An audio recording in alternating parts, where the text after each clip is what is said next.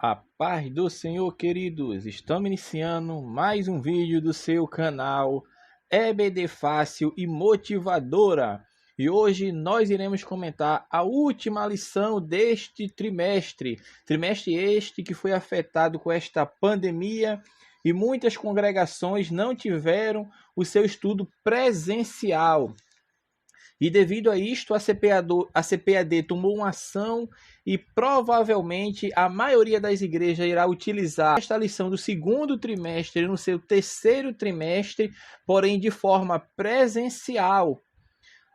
Nós tentamos já adquirir a nossa revista, a edição especial, porém só foi liberado no site da CPAD. Nós estamos gravando essa videoaula aqui, meus irmãos, hoje são 20 de junho, porque nós preparamos a aula uma semana antes. Então, a nossa lição ainda não chegou nas livrarias da CPAD, está vendendo apenas no site, e se comprarmos ela no site, vai demorar essa entrega. Vai demorar, então nós ainda não sabemos se vamos manter os vídeos que já foram gravados ou se vamos conseguir durante essa semana ou a próxima adquirir essa lição especial. Se vai chegar na loja física. Eu entrei em contato com a loja física ontem e ainda não chegou. Está vendendo apenas pelo site. Amém? Mas que os irmãos continuem orando, porque se essa lição for repetida, vai ser bênção. Assim como as outras igrejas que vão aderir à edição especial também vai ser bênção. Por quê? Porque agora nós vamos ter a participação dos estudantes da palavra de Deus, dos nossos professores, dos nossos irmãos, nossas irmãs que vão começarem esse trimestre que irá se iniciar em julho, para começarmos agora a estudarmos presencialmente essa tão rica lição bíblica que tem como título a Igreja Eleita. Amém? Então, meus amados irmãos, na aula de hoje nós iremos comentar sobre a lição 13, a última lição deste segundo trimestre, que tem como título a batalha espiritual e as armas do crente. Amém? Então vamos dar início à nossa lição e, como de praxe do nosso início de vídeo, para que os irmãos não se esqueçam, meus irmãos, de se inscrever no nosso canal, deixar seu joinha, ative o sininho aí, coloque todas as notificações, porque vocês vão receber em primeira mão, assim como quando nós liberarmos o vídeo, os irmãos irão receber uma notificação no seu celular ou o seu computador, seja lá o que for, mostrando que nós disponibilizamos já o vídeo da aula. Amém? Essa aula é rica, é maravilhosa, essa aula 13, assim como todas as demais. Então, meus irmãos, nos ajude compartilhando o nosso vídeo, deixe seu joinha, deixe seu like aí, deixe seu comentário também, meus irmãos, que isso ajuda. Isso faz o quê? Faz com que nós possamos reconhecer que nosso trabalho está alcançando as pessoas. Deixa aí de onde você está falando, de que lugar do Brasil, de que estado, de que igreja. Amém? Nos ajude em nome de Jesus. Então vamos lá, lição 13. A batalha espiritual e as armas do crente. Texto áureo se encontra em Efésios capítulo 6, versículo 11. Revestivos de toda a armadura de Deus, para que possais estar firmes contra as astutas ciladas do diabo. Verdade prática. O uso da armadura de Deus assegura a vitória do crente no campo da batalha espiritual. A leitura bíblica em classe, meus irmãos, encontra-se no livro de Efésios, capítulo 6, dos versículos 10 ao versículo 20. Amém? Então vamos estudar esta última lição deste trimestre, lição abençoada, que agora nós vamos falar da batalha espiritual e quais as armas que possuímos para esta batalha espiritual. Então o que a gente percebe quando a gente estudou neste trimestre essa epístola de Efésios, que é tida como a coroa das epístolas de Paulo. Então, depois de mostrar aos Efésios o padrão cristão para os vários aspectos da vida cotidiana, o apóstolo Paulo agora nos conduz, meus irmãos, para dentro de um ambiente de guerra. Não se trata de uma guerra comum, uma guerra física ou política, mas de uma guerra espiritual, em que se luta com armas espirituais, meus irmãos. o apóstolo mostra como enfrentar e vencer os inimigos nesta batalha, apresentando um equipamento individual, com o qual, devidamente preparado, o crente pode lutar. Então, nós iremos agora falar sobre o ponto 1, ou o tópico primeiro, que tem o preparo espiritual do crente para a batalha. Então agora nós vamos falar do preparo, como o crente deve se preparar para essa batalha. É uma batalha espiritual. Percebe-se de antemão que toda e qualquer batalha requer preparação e estratégia. Toda batalha requer isso. Então ninguém se lança numa luta despreparado, não. Para eu me lançar numa batalha, para eu entrar numa guerra, para eu entrar numa luta, eu tenho que estar preparado. E além de estar preparado, eu tenho que usar de algumas estratégias. Então esta preparação, meus irmãos, requer cuidados, que vai se tornar esses cuidados indispensáveis para o sucesso da batalha. Por isso, o autor da lição já começa no subtópico primeiro, fortalecidos no poder do Senhor. Então, eu agora estou me preparando para a batalha. Então, para eu estar preparado para esta batalha, eu tenho que estar fortalecido no poder do Senhor. Então, fortalecei-vos no Senhor. É assim que fala em Efésios, meus irmãos. Em Efésios 6:10, no demais, irmãos meus, fortalecei-vos no Senhor e na força do seu poder. Então, fortalecei-vos no Senhor implica um fortalecimento, meus irmãos, de nossa posição nele, isto é, no Senhor. Estamos nele, posicionados nele, meus irmãos, como os nossos membros estão no nosso corpo. As mãos e os pés sustentam o corpo. Se uma das mãos ou um dos pés estiver sem força, todo o corpo sofrerá. Então as mãos e os pés têm sua posição no corpo. E para o bem do corpo, cada mão ou cada pé deve ser fortalecido. Portanto, Paulo fortalecia sua posição no Senhor. E por isso diz: posso todas as coisas naquele que me fortalece. E nós, como membros desse corpo de Cristo, devemos estar fortalecidos. Nós fizemos agora uma analogia do corpo, porque nós fazemos parte desses membros. Nós somos o corpo de Cristo, então devemos estar fortalecidos no poder do Senhor. Então, meus irmãos, de onde procede essa força espiritual que capacita o crente a lutar contra inimigos espirituais? Porque essa luta é uma luta espiritual, é com um inimigo invisível, é com um inimigo espiritual. Então tal força procede do poder de Deus, porque como eu li com os irmãos aqui, o texto afirma, e na força do seu poder. Então esse poder e força se encontram na fortaleza do Senhor, então está em Cristo. Está em nosso Senhor Jesus Cristo. Então, assim que eu devo me preparar para essa batalha, primeiro, eu tenho que me fortalecer no poder do Senhor, pela força do seu poder. E segundo o autor aqui da lição, no subtópico segundo, eu devo me preparar sendo vigilante em toda oração e súplica. Porque estou me preparando para a batalha. Ninguém vai entrar na batalha com a cara lisa, meus irmãos. Ninguém vai entrar na batalha sem estar preparado, sem ter nenhuma estratégia. Mas a estratégia do crente, o preparo do crente para essa batalha espiritual é se fortalecer no poder do Senhor, é estar vigilante em toda oração e súplica. A oração, meus irmãos, é que vai capacitar o crente a resistir às astutas ciladas do inimigo. E você estando revestido do poder de Deus, você vai conseguir vencer nessa sua batalha espiritual, que é renhida, ela é diária, é todo dia. Então, vigilantes em toda oração e súplica. Isso encontra-se aonde? Está lá no finalzinho já, no versículo 18 de Efésios 6. Diz como? Orando em todo tempo, com toda oração e súplica no Espírito, e vigiando nisto com toda perseverança e súplica por todos os santos, meus irmãos. Orar em todo tempo, meus irmãos, não significa passar o tempo todo ajoelhado em oração, não. Mas podemos orar em todo tempo no Espírito, isto é, em comunhão com Deus. O bom lutador é aquele que anteciosamente está ligado ao seu comandante para lutar.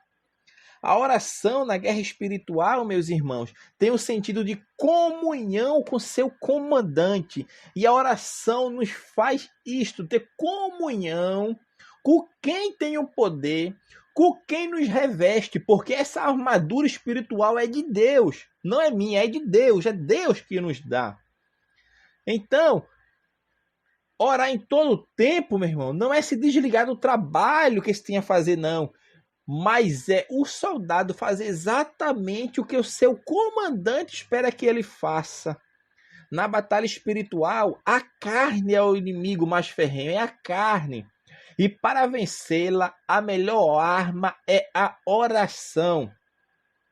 A espada, que é a palavra de Deus, sem oração, meu irmão, nada pode fazer, porque talvez você possa conhecer muito da palavra, você sabe versículo decorado, você sabe de Gênesis e Apocalipse, sabe tudo, mas você não ora, você não tem poder, você não tem armadura de Deus, você é vulnerável às astutas ciladas do inimigo, você é vulnerável aos ataques do inimigo, porque nós, como vamos estudar nesta lição hoje, nós vamos perceber que as armas, não digo nem as armas, porque Deus só deu uma arma, que é a espada, que é a palavra de Deus. Mas os outros elementos dessa armadura é de proteção, é de cautela que eu tenho que ter, de proteção que eu tenho que ter contra o inimigo. Então não adianta eu ir para a guerra apenas com a espada na mão, sem estar com a armadura para me proteger, porque eu vou estar vulnerável. Então, existe uma melhor maneira de se revestir dessa armadura. Qual é a maneira? É através da oração. A oração que deixa o crente de pé. A oração que faz com que Deus tenha comunhão contigo. Então, irmão, não deixemos esta prática de orar na nossa vida. Então, a oração faz parte da vida do crente. Então, orar em todo tempo, meu irmão, é orar incessantemente. É estar todo o tempo pronto para comunicação com o Senhor. É a via de comunicação sem fio para falar com Deus. Por quê? Nós podemos orar viajando, andando na rua, trabalhando, descansando ou em outras circunstâncias qualquer. Esse tipo de oração envolve, meus irmãos, antes de tudo, a mente. Jesus condenou os fariseus que oravam nas praças, movendo os lábios para ser visto pelos homens. Entretanto, posso estar em qualquer lugar e, sem ser notado, estar orando no meu interior. Por isso a Bíblia fala que nós devemos orar sem cessar. E esta é a oração que nós devemos fazer. E a Bíblia fala que orar o quê? Como fala lá, orando em todo o tempo, com toda oração e súplica. Tem que ser no Espírito, essa oração no Espírito. Observe essa colocação da frase, com toda oração e súplica no Espírito. Qual é a oração no Espírito, meu irmão? Então, antes, nós vamos analisar agora, vou falar rapidamente aqui de 3 tipos de oração que falam da palavra Espírito. A oração com o Espírito. E esta oração com o Espírito está lá em 1 Coríntios 14, versículo 14 e 15. Fala como? Porque se eu orar em língua estranha, o meu espírito ora bem, mas o meu entendimento fica sem fruto. Que farei, pois? Orarei com o Espírito, mas também orarei com o entendimento. Cantarei com o Espírito, mas também cantarei com o entendimento. Então, meus amados irmãos, esta oração com o Espírito é a oração do Espírito do crente. não do Espírito Santo, mas produzida pelo Espírito Santo. Aqui aprendemos que é o Espírito Santo quem ensina o nosso espírito interior a orar. As línguas estranhas, que são a evidência inicial do batismo com o Espírito Santo, são faladas pelo nosso espírito interior através da boca, meus irmãos. É a oração sem a interferência da mente, ou seja, quando estamos orando em espírito, orando em língua estranha, é a oração sem a interferência da mente, porque ela surge do espírito do crente. Entretanto, Paulo orienta que se ore com o espírito e também com o entendimento. Então esse é o primeiro tipo de oração que nos fala aqui, oração que usa a palavra espírito, é a oração com o espírito. É o espírito do homem interior, o espírito do homem que está orando a Deus. Então o segundo tipo de oração agora é a oração em espírito. A primeira oração que nós vimos foi a oração com o Espírito. Agora nós vamos falar da oração em Espírito, que é a oração silenciosa, é a oração mental, que se faz em qualquer ocasião, trabalhando ou não, na casa, na rua, na escola, no trabalho. É a oração em Espírito, é a oração meditativa, que se faz com a Bíblia aberta. É a oração em momentos difíceis, onde não se pode alçar a voz, mas pode se elevar o espírito interior, a comunhão com Deus e dele receber a resposta. Então, este é o segundo tipo de oração que usa a palavra espírito. O primeiro foi a oração com o espírito, o segundo, oração em espírito, e o terceiro tipo de oração é o que o apóstolo fala nesse versículo 18 de Efésios 6, que é a oração no Espírito. Esse tipo envolve aquela oração produzida pelo Espírito Santo. É a oração no Espírito, isto é, ensinada por ele. É a oração que é ensinada pelo Espírito Santo. Portanto, meus irmãos, é o Espírito Santo quem nos ensina e habilita a orar a Deus. É a oração que recebe o impulso do Espírito para interceder, para orar, para louvar a Deus. Então, este é o tipo de oração que o apóstolo Paulo está falando aqui, a oração no Espírito. Então, de antemão agora, nós já aprendemos que nós devemos prepararmos para essa batalha espiritual. Eu tenho que estar fortalecido no poder do Senhor. E eu tendo fortalecido no poder do Senhor, eu tenho a força do seu poder do meu lado. E eu tenho que estar vigilante em toda oração e súplica. Então, eu estando agora... E agora eu estou preparado para entrar nessa batalha espiritual. Porém, o segundo tópico vai me dar mais algumas artifícios para eu entrar nessa batalha. Por quê? Porque para eu entrar na batalha, eu tenho que estar preparado. Se eu vou estar preparado, eu já posso entrar na batalha. Mas para eu entrar na batalha, eu tenho que ter estratégia. E para eu ter estratégia, eu tenho que conhecer o campo de batalha espiritual. Eu tenho que conhecer o terreno. Eu tenho que conhecer com quem eu vou lidar. Eu tenho que conhecer a quem eu vou combater, a quem eu vou resistir. Isso tudo, meus irmãos, agora nós vamos ver neste tópico 2, conhecendo o campo espiritual. Amém? Então vamos lá. O primeiro subtópico desse é as astutas ciladas do diabo. Está no versículo 11 de Efésios. A Bíblia fala: revestivos de toda a armadura de Deus, para que possais estar firmes contra as astutas ciladas do diabo. Então, agora eu vou conhecer o campo de batalha, eu vou conhecer com quem eu vou batalhar. Então, as astutas ciladas do diabo, o que esse versículo está querendo dizer quando fala as astutas ciladas do diabo? Identifica pessoalmente o diabo como o inimigo número 1 dos remidos. Qual é o inimigo número 1 dos remidos? Nesta batalha espiritual é o diabo, é Satanás. Então quem é ele? Ele é um querubim caído, conforme fala lá em Ezequiel, capítulo 28.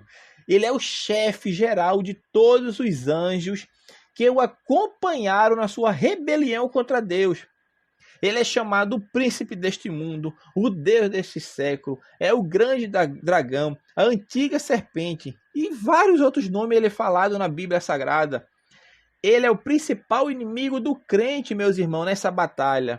Ele combate pessoalmente e comanda seus espíritos mal contra o crente. Então, eu devo conhecer o meu inimigo número 1 nessa batalha espiritual é o diabo. Por quê? Porque ele vem para nos atacar. E às vezes de maneira sórdida, de maneira, como se fala no ditado, pisando em ovos com sapatinhos de lã. Chega camuflado, quieto, como sonso, para ludibriar a nossa vida, ludibriar a nossa integridade com Deus, porque ele busca confundir a mentira com a verdade. Ele gosta de deturpar as escrituras, meus irmãos, dissimula e induz a dissimulação. Ele até faz falsos sinais. Ele faz acusações, ele semeia incredulidade no meio da igreja, ele promove ideologias anticristãs. Por isso a Bíblia é clara, o apóstolo Paulo nos mostrando, né, fala, revestivos, meus irmãos, de toda a armadura de Deus. É revestivos. O que é revestivos? Eu já estou vestido, mas tem uma capacitação a mais. Se revista. Revestivos de toda a armadura de Deus. Então, meus irmãos, que possamos estar atento às astutas ciladas do diabo. Esse foi o nosso primeiro subtópico deste tópico, conhecendo o campo da batalha. O segundo subtópico fala o conflito contra o reino das trevas. Paulo enfatiza que esse conflito não é contra carne e sangue. Não se trata de lutar contra o ser humano, mas contra o reino das trevas nas regiões celestes. Essas declarações indicam que a batalha não é física, meus irmãos, como a gente já falou de início, mas é travada no mundo espiritual. E aonde se dá esse lugar de combate? Nos lugares celestiais. É nos lugares celestiais, conforme fala o finalzinho do versículo 12 do capítulo 6. Nos lugares celestiais. Então, meus irmãos, mais uma vez, fortifica-se o fato de que se trata de uma luta espiritual, não terrena. A frase nos lugares celestiais, meus irmãos, aparece como em tos epolrâneos. Algumas versões preferem regiões celestiais. Onde acontece essa batalha? É na terra ou fora da terra? É uma batalha visível ou uma batalha invisível? Claro, meus irmãos, que não podemos apontar algum ponto do espaço ou na terra, nem esperar algum tipo de combate material, porque a batalha é espiritual e só os espirituais podem lutar e conhecer esses inimigos que são espirituais. Diversas vezes nós encontramos as expressões regiões ou lugares celestiais na carta aos Efésios. Esses lugares celestiais possuem conotações distintas, em algumas das vezes citadas na carta aos Efésios. Então a palavra lugares, no plural, meus irmãos, indica que há mais de um lugar nas regiões celestiais, porque a palavra aparece lugares, então existe mais de um lugar nas regiões celestiais. Nas passagens de Efésios 1 e 3 e 2 e 6, esses lugares celestiais indicam a posição do crente em Cristo, ou seja, uma posição elevada, isto é, colocada acima da vida do mundo. Entretanto, agora nesse texto que nós estamos estudando, que é Efésios capítulo 6, versículo 12, o significado da expressão lugares celestiais é outro. É totalmente diferente dos usados anteriormente. Indicam lugares onde Satanás e suas hostes habitam e comandam toda a guerra contra Deus e contra os remidos do Senhor. O combate do crente contra as forças do mal, meu irmão, é nas regiões celestiais. Como a batalha espiritual, resta ao crente lutar com as armas espirituais contra poderes espirituais. Então, o ataque de Satanás é contra a nossa posição espiritual. Este é o ataque dele. Ele quer nos fazer descer para o plano carnal e material, para dominar sobre nós. Porque quando ele nos atinge e nos faz entrarmos no plano carnal e material, ele se passa a ser o dominador de nosso ser, da nossa vida. Ele que passa a nos reger. Por isso eu sempre falo, há 3 tipos de homem. Há o homem espiritual, existe o homem carnal e existe o homem natural. O homem natural é o homem que não tem a Cristo, é o ímpio, que não conhece a palavra de Deus, não se deixou ser alcançado pela graça de Deus, não reconhece a Cristo como seu único e suficiente Salvador. Este é o ímpio.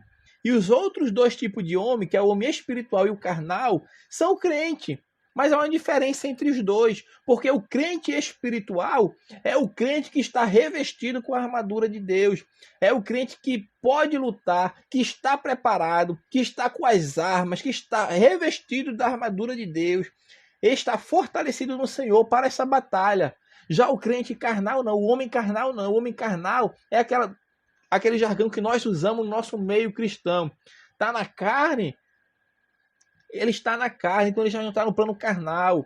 Então já ficou vulnerável ao ataque do maligno. Então devemos ter cuidado, meus irmãos, porque nossa luta nos lugares celestiais é para conservar nossa posição em Cristo. Então conserve, meus irmãos, sua posição em Cristo, porque a nossa luta é para isto, para não deixarmos sermos atingidos pelas astutas ciladas. E observe que é cilada.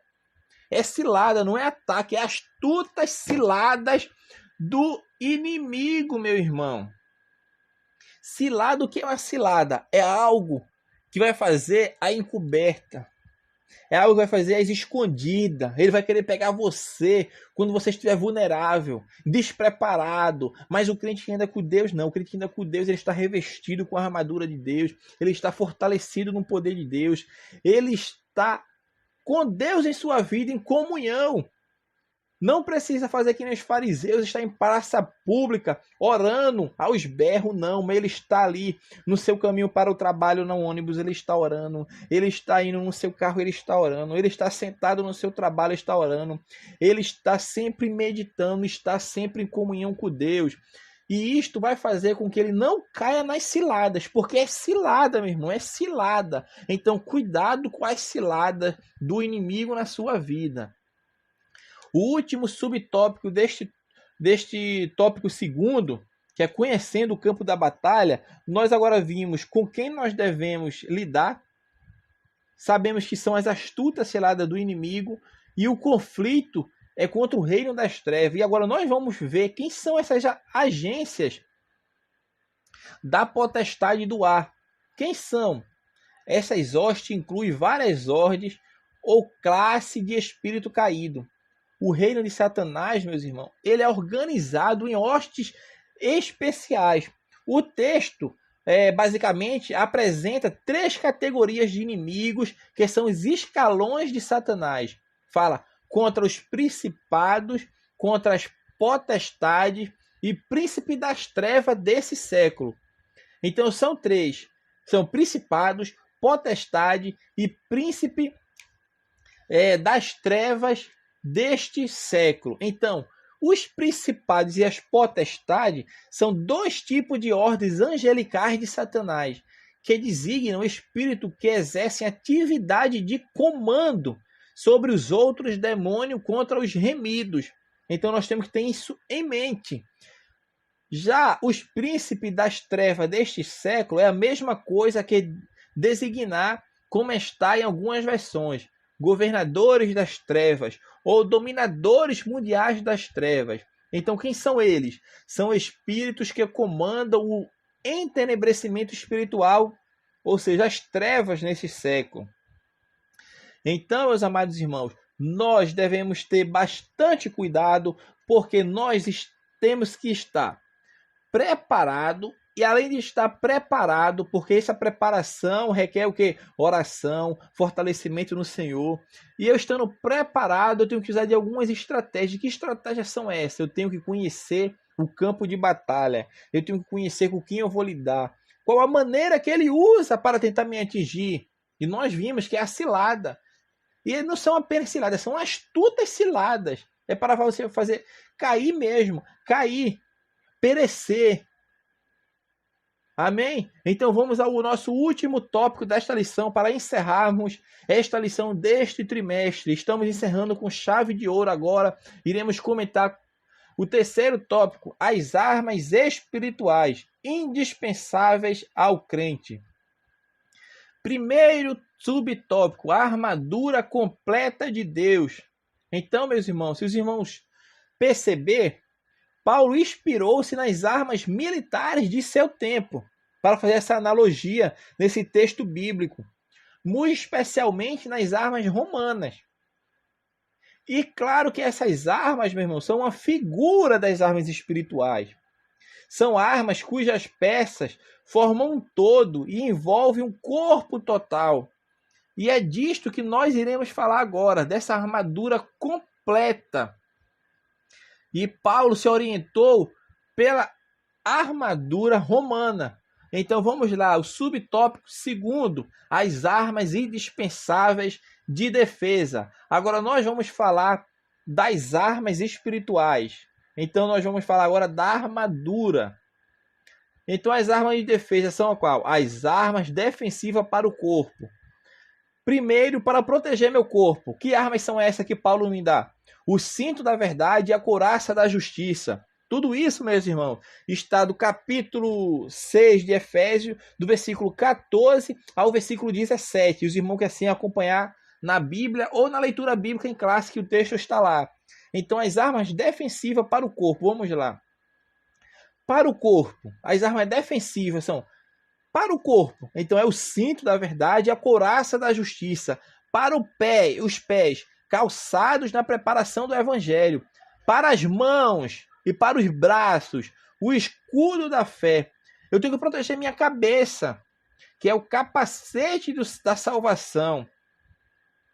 Eu poderia também colocar para a boca, que é a espada do Espírito. Apesar que a espada do Espírito vai ser uma arma não de defesa, mas vai ser uma arma ofensiva, porque a espada, além de usar também para a sua defesa, ela pode ser usada também como uma arma ofensiva. Então vamos falar um pouco mais sobre cada uma dessas armas. Primeiro, dessas armas da armadura. Primeiro, o cinto da verdade. O cinto da verdade. O texto literal é cingidos com a verdade. O cinto, meus irmãos, é a peça que cinge, isto é, que segura ou prende a roupa na cintura. Significa que todas as roupagens espirituais que usamos devem estar com a verdade. Porque estando com a verdade, essas roupas não vão se desligar do meu corpo, não vão cair. Aquele ditado que diz, não vai me deixar de calça caída. Então, cingidos com a verdade, esta palavra está dizendo que o cinto, que é essa peça que cinge, quem cinge é o cinto. Então, está nos mostrando o que? Significando que nós devemos estar com a verdade na nossa vida. Usava-se no armamento romano o cinto para prender a couraça e o resto da roupa. Esse cinto, meu irmão, vinha cheio de pedras semi-preciosas e era usado com muito orgulho pelos soldados. A finalidade do cinto era prender os pontos dos vestidos, deixando livre as pernas dos soldados, que assim podiam se movimentar. Também tem a couraça da justiça. A principal finalidade da couraça é defender, isto é, proteger o peito. A justiça deve permear a vida e os atos do lutador cristão, meu irmão. A justiça aqui se une com a verdade e elas podem ser notadas frontalmente pelos inimigos. A couraça protege das setas mortais do inimigo. Nossa luta espiritual, meu irmão, a justiça e a verdade andam de mãos dadas. Nós devemos estar também calçados na preparação do evangelho. Então, esta expressão, e calçados os pés na preparação do evangelho da paz. Os calçados são importantes para os pés do lutador na guerra. Nos tempos romanos, em que Paulo se inspirou para fazer analogia das armas, os soldados usavam um tipo de sandálias com cravos na sola que ajudavam o soldado a não deslizar, dando-lhe segurança. Portanto, meus irmãos, a significação da expressão paulina para calçados na preparação do evangelho da paz tem a ver com a segurança na mensagem que pregamos. O evangelho é poder, dunamis no grego, contra as forças do mal. Então, nós devemos estar calçados os pés com o evangelho da preparação, na preparação do evangelho da paz. Então, isso tem a ver com a segurança com o que aquilo pregamos, de ter segurança com a mensagem que está diante de mim, porque eu leio a palavra, medito, oro, e pela ministração do Espírito Santo na nossa vida, na minha vida, você consegue levar a mensagem com segurança, a mensagem de verdade. Amém? Mensagem de verdade, não a mensagem de conveniência, que venha massagear o ego dos ouvintes, mas que venha trazer a verdade, que venha confrontar o seu pecado com a vida santa que ele deveria ter. Amém? Então a palavra, meu irmão, preparação tem o sentido de prontidão. Se eu devo calçar os meus pés na preparação do evangelho da paz, então essa preparação tem que ter o quê? Prontidão. Os calçados deveriam oferecer segurança, e capacidade de prontidão em momentos inesperados, isto é, prontidão sem risco de quedas ou deslizamento, tem que estar pronto, tem que estar preparado. Outro termo que se destaca no versículo é evangelho, que significa boas novas, boas notícias ou mensagem. O soldado calçado com o evangelho, meu irmão, exerce também o papel de mensageiro. Então, nesta batalha espiritual, nossos inimigos quererão arrancar nossos calçados, para que não levemos a vitória do evangelho da paz ao mundo perdido, mas calce os pés na preparação do evangelho da paz. Também o texto nos fala de escudo da fé, tomando sobretudo o escudo da fé. Então o escudo é uma arma defensiva contra os ataques diretos do inimigo. O soldado prendia o escudo num dos braços. Esse escudo tinha a forma de um prato gigante que servia para proteger todo o corpo. A fé diz respeito à nossa confiança e crença. Um soldado cristão sem escudo é soldado vulnerável aos ataques satânicos.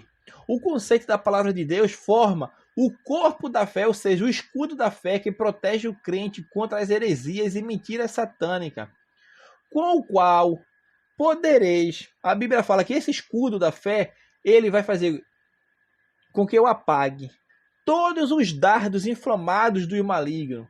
E que dardos inflamados são esses, meus irmãos? Eram as estopas embebecidas em algumas substâncias inflamáveis que eram acesas e lançadas em flecha contra o adversário. Havia naquele tempo escudos muito frágeis, feitos de madeira. Os inimigos lançavam esses dardos inflamados para queimar o escudo e tornar vulnerável o corpo do soldado para ser atingido. Isso no sentido literal. Agora, se eu trago essa mensagem, que é para trazer, que o apóstolo Paulo está fazendo uma analogia, já no sentido espiritual, o diabo lança suas flechas com dardos inflamados, mas inflamados de carnalidade e maldade para enfraquecer o crente. Mas nosso escudo deve ser o escudo da fé, que impede a destruição com fogo. Nossa fé deve ser a força incontestável que derrota o diabo. A fé aqui tem um sentido transcendental, não natural. é a confiança em Deus. E essa confiança que nós temos em Deus que vai deteriorar os poderes malignos. Então, meus irmãos, tome o escudo da fé, mas também tome o capacete da salvação. Tomai também o capacete da salvação. No grego, a palavra capacete é perikepalaia. Kerikepalaia. O capacete servia para proteger a cabeça. Nos tempos antigos, capacetes eram feitos com figuras decoradas de animais ou carrancas para intimidar o adversário ou para representar o usuário do capacete. O apóstolo usou a figura de capacete para representar agora a salvação. A cabeça é a parte mais vulnerável do corpo. Por isto, o lutador a protegia com um capacete. As figuras representativas usadas no capacete tinham o objetivo de mostrar a força e a inteligência do lutador. O crente, meu irmão, por sua vez, toma posse do capacete da salvação, que é a segurança máxima de sua vida. Pois se a cabeça for atingida, ele corre o risco de perder a salvação. E por fim, o último subtópico da lição, e nós estaremos encerrando a nossa comentário bíblico dessa lição, agora é imprescindível arma ofensiva. E a espada do Espírito Santo, que é a palavra de Deus. Havia dois tipos de espada usada numa batalha. Uma era feita de várias formas e tamanhos, normalmente de bronze. No grego, esse tipo de espada se chamava zipos. O bronze pode representar a presença do Espírito Santo na vida do crente. Agora, o outro tipo, que é no grego machaira, era um pouco mais curta, que é a zipos, e era usada pelos gladiadores. Então, quanto à dimensão da espada, o texto não se preocupa. Preocupa-se antes com o seu manuseio. A espada era a arma de ataque. O texto diz que a espada do Espírito Santo é a palavra de Deus. Então, a palavra das Escrituras é a espada do Espírito contra o erro, contra a mentira e a presunção. Só essa espada, meus irmãos, pode vencer o diabo e o pecado. É uma arma ofensiva. A palavra pregada ou ensinada com autoridade é a espada do Espírito em ação. A nossa própria palavra é frágil, mas a palavra de Deus é poderosa. Amém? Então, os grandes triunfos dos evangelistas, essa frase agora é de um autor que tem por nome Lance, que ele fala: os grandes triunfos dos evangelistas se devem ao fato de fazer muito uso da palavra de Deus em suas pregações. Os que pregam filosofias ou sutilezas da lógica moderna podem convencer o intelecto, mas não movem o coração, porque só a palavra de Deus, que é a maior arma de defesa e ataque que o crente tem à sua disposição. Essa sim, ela vai aonde nós não podemos ir. É a palavra, é a espada de dois fios, corta em dois sentidos. De um lado ela convence e converte, do outro ela condena, meus irmãos. É uma espada que sai da boca de Cristo, conforme fala em Apocalipse 1,16. Com a espada nas mãos dos santos, o mundo será convencido do evangelho pelo poder da palavra de Deus, que é a palavra que é a espada do Espírito. Então essa palavra de Deus é a espada do Espírito Santo na nossa vida. Amém? E assim, meus irmãos, nós concluímos o nosso trimestre, concluímos a nossa lição, a igreja eleita, e no próximo subsídio certamente iremos comentar novamente esta mesma lição, porque a CPAD, como eu falei inicialmente, vai utilizar a mesma lição no terceiro trimestre. Por quê? Porque neste trimestre não tivemos aulas presenciais. E a CPAD achou por bem lançar uma edição especial para as igrejas que assim quiserem, mas recomendou que utilize a mesma lição para o terceiro trimestre. Amém? Deus abençoe os irmãos. Se inscreva no nosso canal, meu irmão. Nos abençoe, nos ajude, compartilhe, faça com que a palavra de Deus seja levada. aos 4 cantos da terra, amém? Não se esqueça também que nesta descrição desse vídeo nós temos um teste online para os irmãos assim que se interessarem fazer o teste online, amém? Tem o link de acesso que vai direcionar você ao teste online. Deus abençoe a todos, que os irmãos continuem nos acompanhando, nos ouvindo, curtindo nossos vídeos, deixe seu comentário, amém? Deus abençoe a todos, em nome de Jesus Cristo, aquele que vive e reina para todo sempre. Amém.